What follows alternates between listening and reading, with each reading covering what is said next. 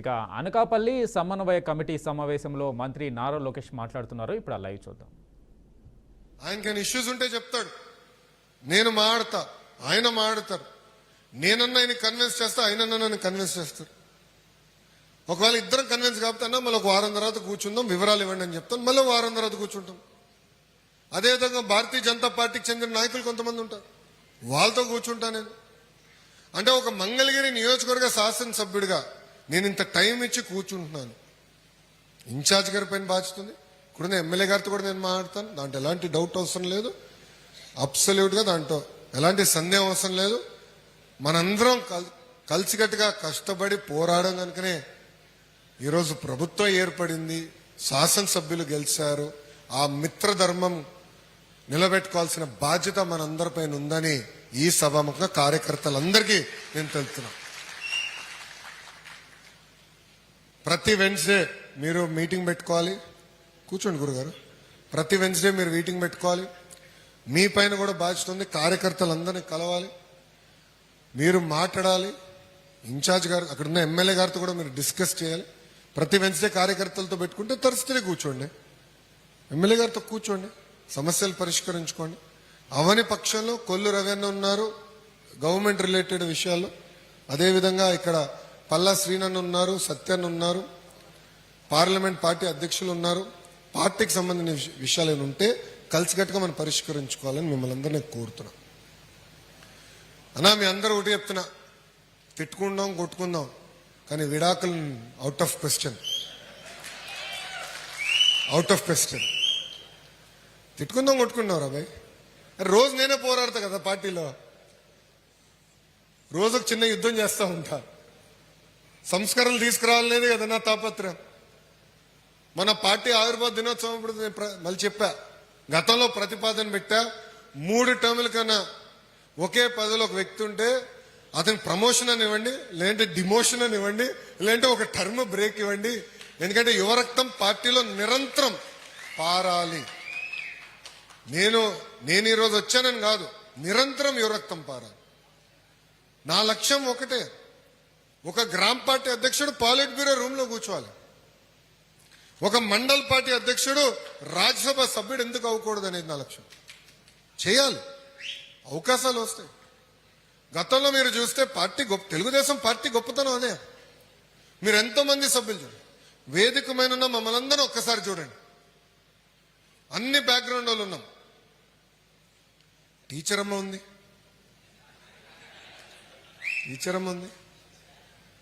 కొల్లన్న వాళ్ళ కుటుంబం తరతరాలుగా పార్టీ కోసం కష్టపడ్డారు, నిలబడ్డారు. ఇట్లా అందరూ ఉన్నారు. నాగ జగదీష్ గారు ఉన్నారు ఇక్కడ, మండల పార్టీ అధ్యక్షుడు ఉన్న వ్యక్తిని. బాబు గారు లేదు, పట్టుబట్టి ఎమ్మెల్సీ ఇచ్చారు.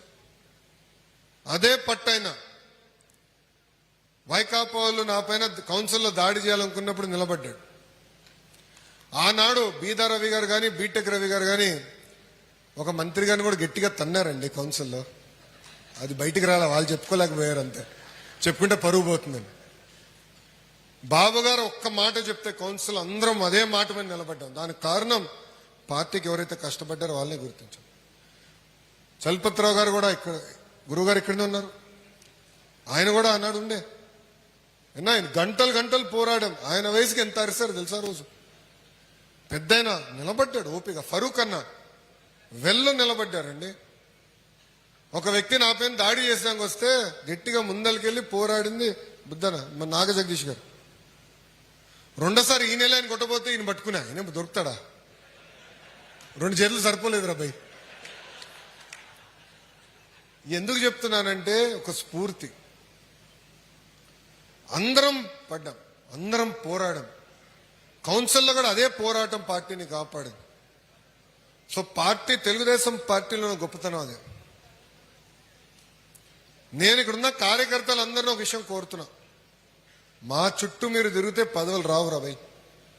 మళ్ళీ చెప్తున్నా, వేదికమైన ఎవరి చుట్టూ తిరిగినా మీకు పదవులు రావు. చంద్రబాబు నాయుడు గారు సింపుల్ గా మీ సభ్యత్వ నంబర్ కొడితే మీ చరిత్ర అంతా వస్తుంది. బాబు షూరిటీ, భవిష్యత్ గ్యారంటీ ఎవరు బాగా చేశారు, సభ్యత్వం ఎవరు బాగా చేశారు, ఎవరి బూత్ లో ఎంత మెజారిటీ వచ్చింది, ఎంతవరకు కార్యక్రమాలు చేశారు అనేది చాలా సులభంగా చంద్రబాబు నాయుడు గారు తెలిసే పరిస్థితి. ఈ రోజు నామినేటెడ్ పదవుల్లో నేను కేవలం ప్రతిపాదించగలుగుతా, వేదిక మీద మీ అందరం కూడా కేవలం ప్రతిపాదించగలుగుతాం. ఒక ఆన్లైన్ సిస్టమ్ పెట్టారు, మీ సభ్యత్వ నంబర్ ఎంటర్ చేస్తాం, ఒక 5 ప్రశ్నలు అడుగుతారు మీ గురించి, అది ఎంటర్ చేసి సబ్మిట్ అంతే. ప్రతి పదవి, ప్రతి డైరెక్టర్ పోస్ట్ స్వయంగా చంద్రబాబు నాయుడు గారు రివ్యూ చేస్తున్నారు. చాలా సీరియస్ గా తీసుకుంటున్నారు. ఎందుకంటే నిజంగా కష్టపడిన కార్యకర్తలు ఎవరైతే కష్టకాలంలో పార్టీకి అండగా నిలబడ్డారో, పార్టీ పిలిపించిన ప్రతి కార్యక్రమం బాగా చేశారో వాళ్ళని గుర్తించాలనేది బాబు గారి కోరిక. ఇక్కడ సుమారుగా 60 మంది ఉత్తమ కార్యకర్తలను కలిసిన అంటే మిగతాల పైన మీ పైన ప్రెషర్ మొదలైంది స్వామి. మీరు తిరగాలి. జూన్ నుంచి ప్రతి 3 నెలలకు ప్రోగ్రాం ఇస్తాం. 3 నెలలు ఇచ్చిన ప్రోగ్రాం సక్రమంగా నిర్వహించాలి. టెక్నాలజీ వాడాలి, తప్పదు. అందరి దగ్గర స్మార్ట్ ఫోన్ ఉంది. సినిమాలకి వాడతాం, సరుకులు కావాలంటే వాడతాం, ట్యాక్సీ కావాలంటే వాడతాం, పార్టీ పని చేయమంటే వాడు. తాతయ్య మీదే లేదా, మీకు బాగా ట్రైనింగ్ ఇవ్వాలి రవి, ఫుల్గా ట్రైనింగ్ ఇవ్వాలి. సో స్మార్ట్ ఫోన్లు పెట్టుకున్నాం, టెక్నాలజీతో అనుసంధానమే పనిచేస్తే మీరు చేసింది పార్టీకి తెలుస్తుంది. ఈరోజు ఉత్తమ కార్యకర్తలను ఎట్లా గుర్తించగలుగుతున్నా, ఎవరైతే పనిచేశారో తెలుస్తుంది. మన టీడీపీలో ఎవరు చేశారు, బాబు షూరిటీ భవిష్యత్ గ్యారంటీ ఎవరు చేశారు, సభ్యత్వాలు ఎవరు బాగా చేస్తారో, రెఫరల్ కోడ్ ద్వారా ఎవరు బాగా చేశారో తెలుసుకుని గుర్తిస్తాం జరుగుతుంది. దయచేసి ఇది అన్ని గమనించాలని కార్యకర్తలందరినీ కోరుకుంటూ, ఇప్పటికీ నేను చాలా ఎక్కువ మాట్లాడా. ఇది ఇంటరాక్టివ్ సెషన్, కానీ ఇంటరాక్టివ్ సెషన్ ప్రారంభించే ముందల కార్యకర్తలందరినీ కోరేది ఒకటే, ఇంటరాక్టివ్ సెషన్ రికార్డ్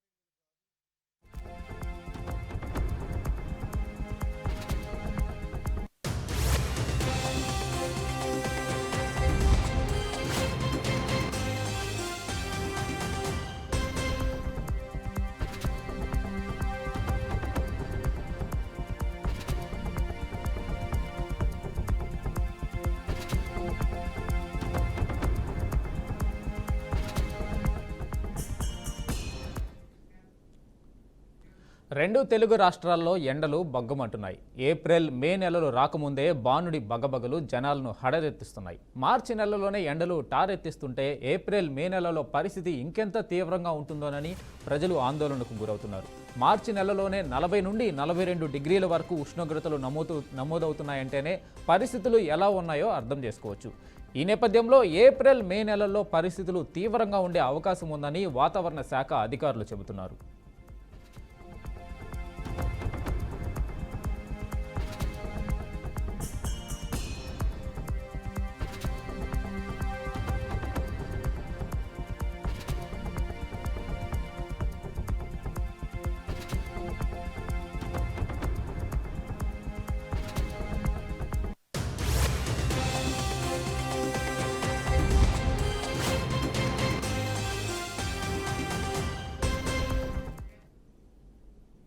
అయితే సోమవారం తెలంగాణలో గరిష్ట ఉష్ణోగ్రతలు నమోదయ్యాయి. ఆదిలాబాద్లో గరిష్టంగా 41.8 డిగ్రీల ఉష్ణోగ్రత నమోదు కాగా కనిష్టంగా నల్గొండలో 38 డిగ్రీల ఉష్ణోగ్రతలు నమోదయ్యాయని వాతావరణ శాఖ అధికారులు తెలిపారు.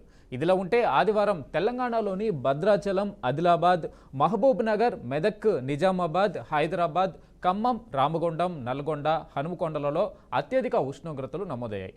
భద్రాచలంలో 40.4 డిగ్రీలు కాగా ఆదిలాబాద్లో 40.3 డిగ్రీలు, మహబూబ్ నగర్లో 39.9 డిగ్రీలు, మెదక్లో 39.6 డిగ్రీలు, నిజామాబాద్లో 39.5 డిగ్రీలు, హైదరాబాద్లో 38.8 డిగ్రీలు, ఖమ్మంలో 38.6 డిగ్రీలు, రామగుండంలో 38.6 డిగ్రీలు, నల్గొండలో 38.5 డిగ్రీలు, హనుమకొండలో 38.4 డిగ్రీల చొప్పున పగటి ఉష్ణోగ్రతలు నమోదయ్యాయని అధికారులు వెల్లడించారు.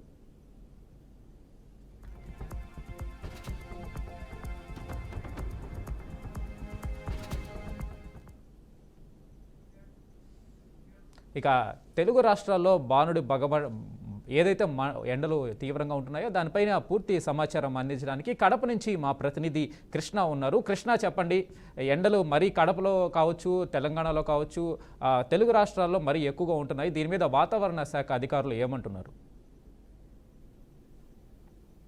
Thank you Venkatesh. అయితే మొత్తానికి చూస్తే ఇప్పటికీ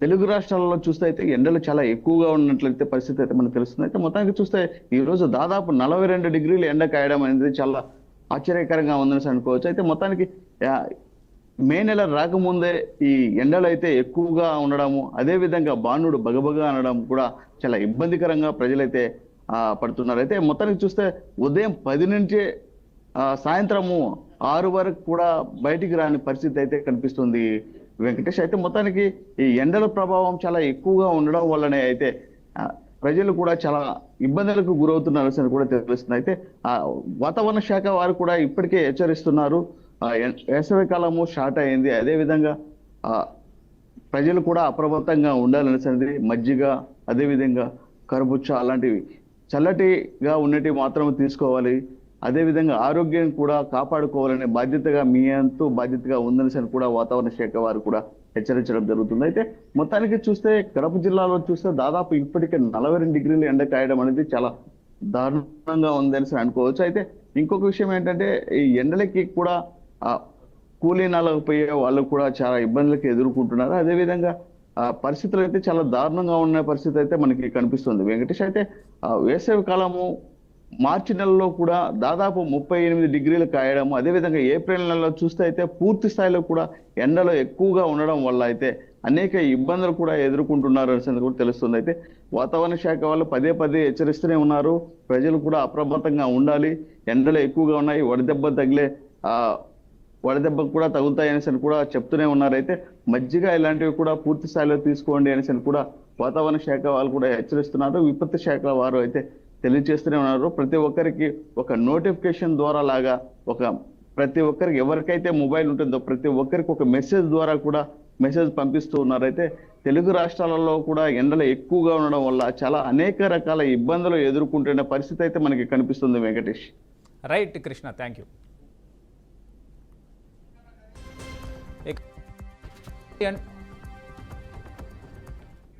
ఇక ఆంధ్రప్రదేశ్లోనూ ఎండలు బగ్గుమంటున్నాయి. సోమవారం ప్రకాశం, వైఎస్ఆర్ కడప జిల్లాల్లో అత్యధికంగా 42 డిగ్రీల ఉష్ణోగ్రతలు నమోదయ్యాయి. ప్రకాశం జిల్లాలోని అమ్మని గుడిపాడు, కడప జిల్లాలోని సిద్ధవటంలో 42 డిగ్రీల ఉష్ణోగ్రత నమోదు కాగా, అన్నమయ్య జిల్లాలోని కంబాలకుంట, నంద్యాల జిల్లా ఆళ్లగడ్డలో 41.5 డిగ్రీల ఉష్ణోగ్రత నమోదైంది. ఇక అల్లూరు జిల్లా ఎర్రంపేట, అనకాపల్లి జిల్లా మాడుగుల, అనంతపురం జిల్లా నాగసముద్రంలో 40.9 డిగ్రీల ఉష్ణోగ్రతలు నమోదైనట్టు వాతావరణ శాఖ అధికారులు వెల్లడించారు.